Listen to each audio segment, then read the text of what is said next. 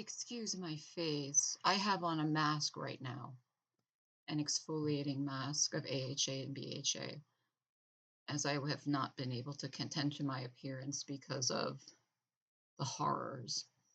Um, Universal masking is a great example of liberal stupidity and how, in their core, liberals are identical to MAGAs. Like, when I say identical, I mean like they just obey and they don't think, right? So we all know the MAGA who goes online and they are told things and then they just adopt them without using critical thinking. This goes back to what I say. MAGA is literally how they did progressives already. They already made progressives fascist. They already made progressives authoritarian. They already modeled whoever speaks the loudest is right. And if you don't agree, you're a bad person, right? Not any critical thinking, no debate. What we see with MAGA is what the CIA already did to progressives. And universal masking is a great example of this in the sense all they know is it sounds nice. It sounds like it's about progressive things like caring for the weakest person. And so there's now this push amongst leftist spaces to always universally mask everywhere. And the logic is consistent with progressive values, you're caring for the weakest people. This is just literally ascientific. Like there's no basis for that. And let me explain. Um, in actual infectious disease research and public health policy, um, different pathogens that can infect people and cause disease, they spread differently, right?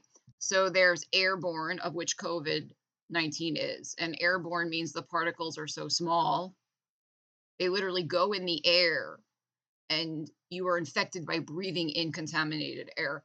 Then this would be an example of COVID-19. Then there's droplet spread, right? Droplet spread is not airborne, meaning there's not disease, viron particles in the air you breathe it in.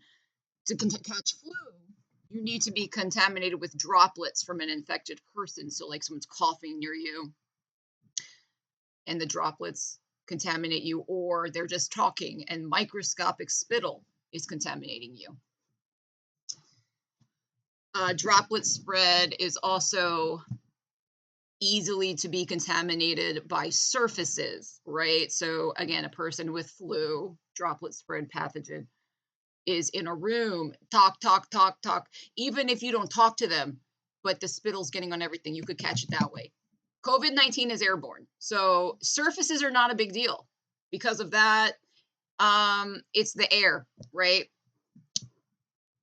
There's different ways of preventing these things, like surgical masks are designed only to stop droplet spread. They're called surgical masks because of the fact in surgery, there's what's called a sterile field. So you get the person, say they're going to have an abdomen surgery. There's a whole procedure for prep. Everything's blue, and that tells the staff that's all sterile. And they disinfect, everything's sterile. And they wear these surgical masks because of the fact an open sterile field, just people working there for an hour or 2 hours or whatever long the surgery is, you can contaminate the field that way. It stops droplet spread in surgery, and it's also effective to stop things like flu. It's not effective to stop COVID, right? Now, here's the thing. You say, if it's not effective, why do we have universal masking during the pandemic? And I'm going to explain why. Even though cloth masks do very little to stop COVID, the goal of universal masking, it was part of a series of public health initiatives, and the goal was not to protect vulnerable people specifically, it was to stop hospital overwhelm by reducing the number of cases, right? So what I'm trying to say is an intervention that has a goal of reducing hospital overwhelm is not going to be identical as what's the best for the weakest person. These are two different things, right?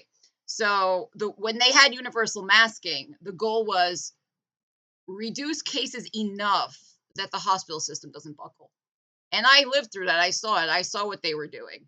They would kick low lifespan patients out to make room for the young vaccine deniers and shit. I saw it firsthand.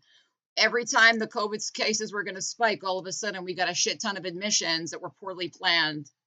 People who were deemed less worthy because they're older or they have cancer. I seen it, right? So that what we did then was designed to reduce the number of cases to stop hospital overwhelm. It was not designed what actually is best for the weakest person. These are two different concepts, right?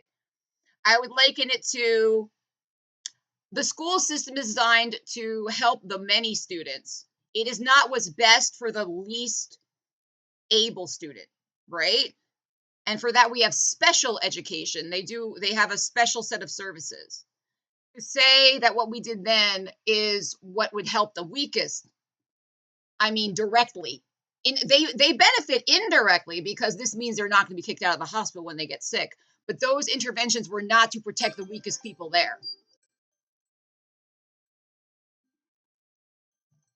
Hold on a second.